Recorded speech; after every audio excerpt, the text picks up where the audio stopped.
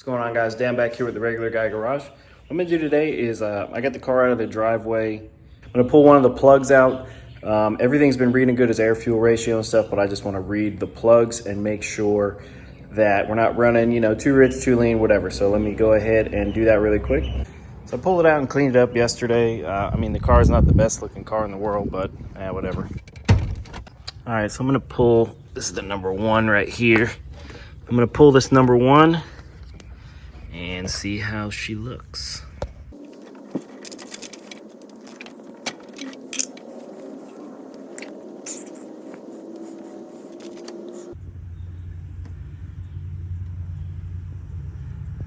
All right, well, doesn't look too bad. It looks pretty normal actually. So, all right, I'm happy with that. All right, so now that we can see the spark plugs look good, what I want to do is get these shocks that I got in the car. So if you hadn't seen in one of my last videos, there's junk all over this. We got the Viking Performance Double Adjustable Shocks, which are going to go in the rear. And this is going to make, I'm going to assume is going to make this car launch really well, especially on this tire. So if you're not familiar with the setup, the car has, as far as rear suspension, just for right now, stock suspension setup, Team Z drag springs. I removed the sway bars and all that stuff. And then right now it's just got stock shocks, but then we're gonna use these. And I think for the power levels that we're at and what we're gonna be running, these are gonna be awesome. These are up to 600 horsepower. We're guaranteed not even close to that right now. I would need probably a good shot of nitrous to even get close to that. Anyway, pretty simple, straightforward install. Let's go ahead and get it done really quick, and we'll go over some of the valving adjustments and whatnot on these. I got the car up on jack stands. If you haven't, I changed the shocks on the channel once before, but it's pretty simple. If you haven't seen it, basically I'm gonna take this off. I need to get it. Okay, you don't need to. Get the sound deadening stuff out of the way. Okay, there's our shock bolt, upper shock nut. We're gonna loosen that up. And then also, well, first I'll loosen up this guy right here. Lower the, I'm gonna loosen up both sides, lower the suspension. And then we'll go ahead, take these guys out. And then we'll drop both of those shocks out and get these Viking Performance shocks in. Kind of hard to film doing this, so got the phone set up on the ground.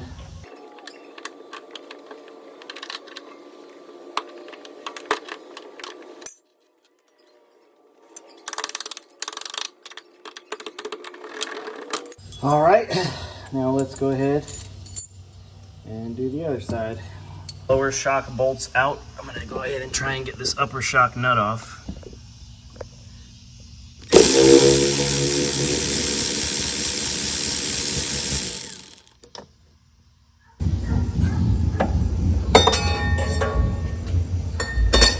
And do the same thing on the other side, and then we'll get these Viking shocks in. So here's a comparison of the two shocks. These are just the stock, $25 from Advance Auto or whatever parts store you purchase from shocks, whereas these are the Viking Performance Double Adjustables. So you got two adjustments. One is for compression, one is for rebound. I don't know very much about suspensions yet. However, Viking provides a very nice write-up where they recommend that for drag racing on these shocks, your rebound is going to be set at 4, and then the compression, I believe, was between 6 to 10. So, well, 1 to 4 in the rebound, and then 6 to 10 for compression. So, right now these are fully collapsed, which is why they look like they do. I'm gonna go ahead and put them up in the car. The hardware that comes with it comes with the upper hardware at least. I'm assuming we just reuse the bottom. It's not like it's any special bolt or anything. So let's go ahead and throw these up in the car real quick. All right, so I got the upper portion in. And looks like these don't have enough travel.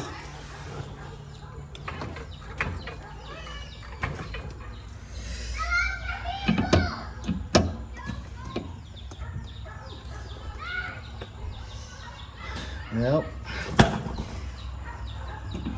it looks like I'm gonna need to persuade this just a little bit.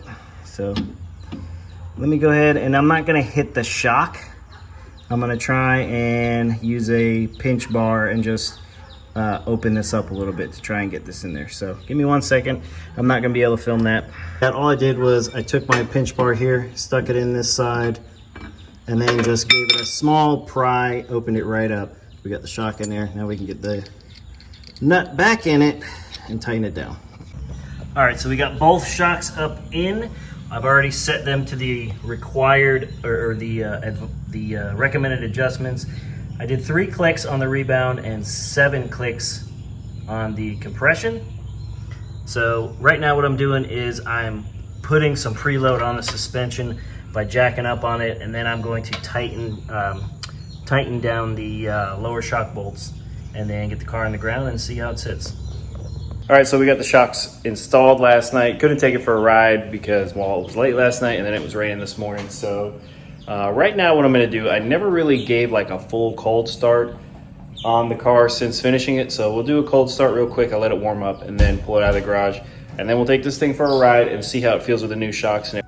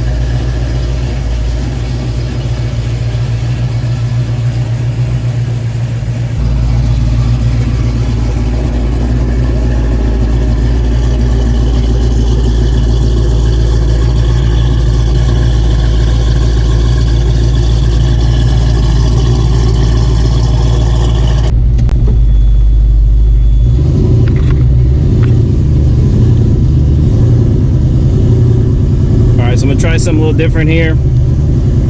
Not sure how the sound's going to turn out, but I'm just really trying to see how these shocks set when I actually get into the throttle.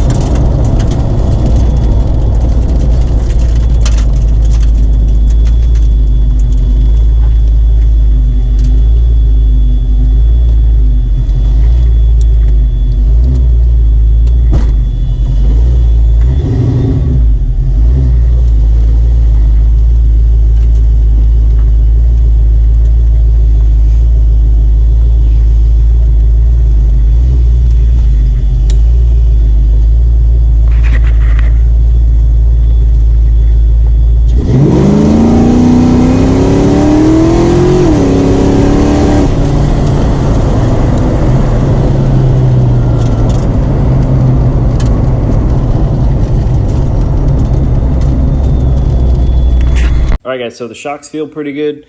Gave it a quick rip on the road, as you saw, did a little bit of wide open throttle.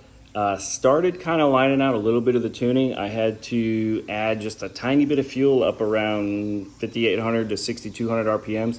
I did pull it out to about 6,500.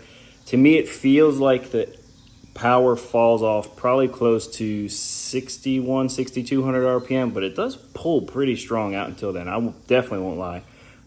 Really excited to see what kind of power and what kind of times more than power that this thing actually can do at the track.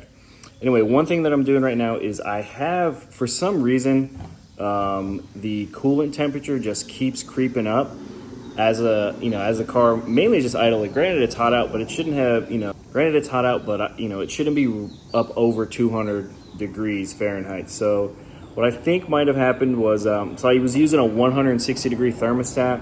And I think basically what's happening is like the thermostat, once it gets to a certain point, it's just staying open the whole time. and then it's not able to actually cool off the coolant inside the radiator fast enough, and the temperature just slowly creeping above 200. So I got a 180 degree thermostat, and I'm gonna give that a shot. That'll keep the coolant inside of the radiator a little bit longer before it actually flows through to the engine.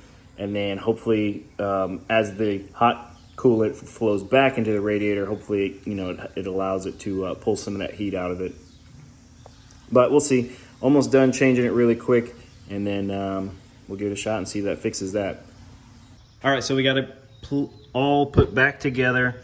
Got the 180 thermostat in here. Also, what I did was I moved the coolant temperature sensor into the top of the intake manifold instead of this spot up here, which I got to clean some of that now. So I had this out to bleed the air out of this system, and it shot out, and now I got to clean it up. So I'm gonna get it cleaned up, and then we'll fire it up and see if that resolves our problem. All right, we went up to 183. Now we're starting to drop back down.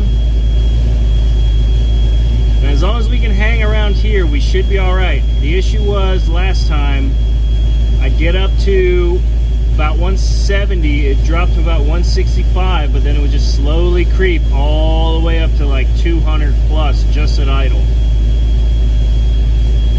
We're honestly a little bit rich at idle too. I can knock that AFR up a lot. Let me go ahead and I'm gonna log this real quick.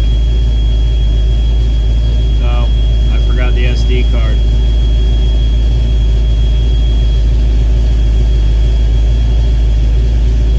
I'm gonna take some fuel out at idle for sure, because that's too rich. That's probably contributing to some of this heat. All right, guys, so that's where we're at with the car. Car's back to running pretty good temperature wise, and I got some parts coming here in the next few days, so there'll be a follow-on video for some other stuff that we're doing to the car to get it ready. I did make the appointment to get the car tuned on the dyno, so not only will it get that professional tune like I was talking about, we're gonna actually see how much power it makes. And then right after I get that tune done, I'm gonna take it down to the track, see what it does. I would like to get subframe connectors on the car before then, but I think honestly we'll be all right to make a few hits before we get the subframe connectors on, with the power levels we're at right now. Obviously we're not gonna be going crazy, just get some initial baseline stuff, and then we'll see how high we can go from there. Like I said, I really wanna get this car down into like the 5-second, 8-mile range. Obviously as it sits, like I said, not even close to that range, but that's just the goal for it, for me to get this car in the 5s by myself, or at least doing as much as I can by myself. Anyway, guys, that's going to be it for this video. Thanks for watching. If you're new to the channel, be sure to subscribe. Check out the playlist for this car. If you don't follow me on Instagram, @RegularGuyGarage. If you liked the video, give it a thumbs up. And as always, take care, and we'll see you on the next one.